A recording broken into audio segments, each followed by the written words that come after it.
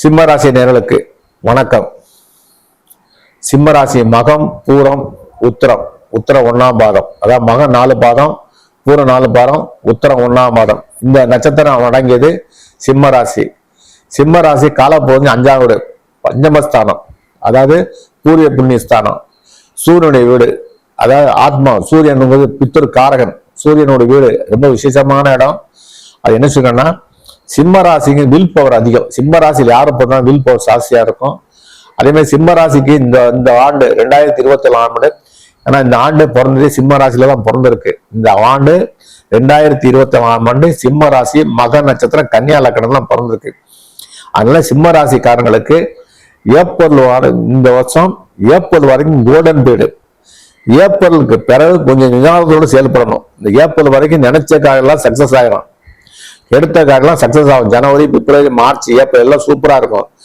ஏப்ரலுக்கு அப்புறம் குரு பகவான் கோச்சாரத்துல ராசிக்கு 10ஆம் இடத்துக்கு வந்துடுவார், ரிஷபத்துக்கு வந்துடுவாரு. சனி என்ன சொல்லிருக்காங்கன்னா, இப்ப கண்டக சனி ராசியை சனி பார்வை இருக்கு. சனி ராசிக்கு 7ஆம் இடத்துல சனியோட பார்வை சூரியன் வீட்டை பார்க்கறதுனாலையும், ஆனா இந்த வருஷம் குருவுடைய பார்வை மேசத்துல இருந்து சூரியனை குரு பார்த்திருக்கு. அதே மாதிரி ராசியும் குரு பார்த்து, இந்த ஆண்டு பிறந்ததே மேச ராசியில இருக்க குரு பகவான் சிம்ம ராசியும் குரு பார்த்துட்டா, சிம்ம ராசிக்கு அது சூரியனையும் குரு பார்க்கறதுனால பெரிய நெகட்டிவ் வர்றதுக்கு வாய்ப்பு கிடையாது. இருந்தாலும் 7ல சனி இருந்து குரு நேரடி பார்வை ராசியை பார்க்கறதுனால நிதானத்தோடு செயல்பட்டீங்கன்னா உங்க எடுத்த காரியம் சக்சஸ் ஆகும். பாதிப்பு வர்றதுக்கு வாய்ப்பு இல்லை. அதனால நீங்க இந்த இப்ப நடக்கிற திசை இருக்குல்ல, இப்போ அஸ்வினி நட்சத்திரம், மக நட்சத்திரத்துல பிறந்து வச்சுக்கலாம், மகத்துக்கு கேது திசை, ஒவ்வொன்றுக்கும் திசை நடக்கும். இப்ப நடக்கிற திசை என்ன திசைன்னு பாத்துக்காங்க உங்க ஜாதகத்துல. அந்த திசைக்கு கூடிய கிரகத்துக்குள்ள கோயிலுக்கு போய் பரிகாரம் பண்ணிக்கங்க. ஏப்ரல் வரைக்கும் ஒன்றும் பிரச்சனை இல்லைங்க. ஏப்ரல் ஒரு வருஷம் கொஞ்சம் 2020 மார்ச் வரைக்கும், 25 மார்ச் வரைக்கும் நிதானோடு செயல்படணும்.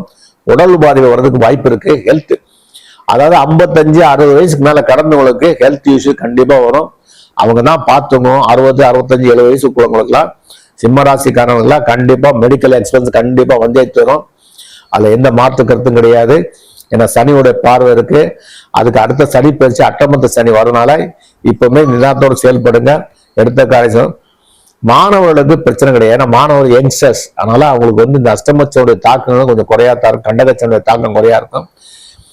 இந்த ஜனவரில இருந்து ஏப்ரலுக்குள்ள இவங்க எந்த காரியத்தை எடுத்தாலும் ஜெயிச்சிடலாம். இந்த ஜனவரி, பிப்ரவரி, மார்ச், ஏப்ரல் 2024 ஜனவரில இருந்து ஏப்ரல் எண்டு வரைக்கும் கோல்டன் பீரியடு.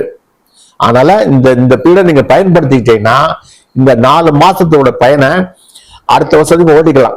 அதனால இந்த ஏப்ரல் வரைக்கும் நீங்க நிதானத்தோடு செயல்படனா எடுத்த காரியம் சக்சஸ் ஆகும். மிகவும் நல்ல ஒரு கோல்டன் ஆப்பர்ச்சுனிட்டியா இருக்கனால சிம்ம ராசிக்கு மிகவும் சிறப்பான ஆண்டாக அமைய வாய்ப்பு உள்ளன. கலைஞர்களுக்கும் சிறந்த ஆண்டாக இருக்கு. ஏப்ரல் மாசம் புது கமிட்மெண்ட் டைரக்டரோ தயாரிப்பாளருக்கோ இந்த ஜனவரில இருந்து ஏப்ரலுக்கு கமிட் பண்ணி படங்கள் எடுப்பதற்கோ தயாரிப்பதற்கோ டைரக்ஷனுக்கோ வாய்ப்புகள் அதிகமாகும். இதை பயன்படுத்திக்கங்க. கண்டிப்பா உங்களுக்கு ஒரு ஏற்றமான காலமா அமைய உண்டு. அதே மாதிரி மாணவர்களுக்கும் சிறப்பான ஆண்டாக தான் அமைந்திருக்கு சிம்மராசிக்கு. ஏப்ரல் சூப்பரா இருக்கு. ஆனா இதை பயன்படுத்திக்கணும். ஹெல்த் இஷ்யூ இதுல மிடில் ஏஜ்ல பெரிய பாதிப்பு வராதுங்க. இதுல இப்ப யாருக்கெல்லாம் அதிகமா பாதிப்புனா, சனி தசை நடக்கிறவங்களுக்கு கண்டிப்பா, குரு தசை நடக்கிறவங்களுக்கு பாதிப்பு கிடையாது.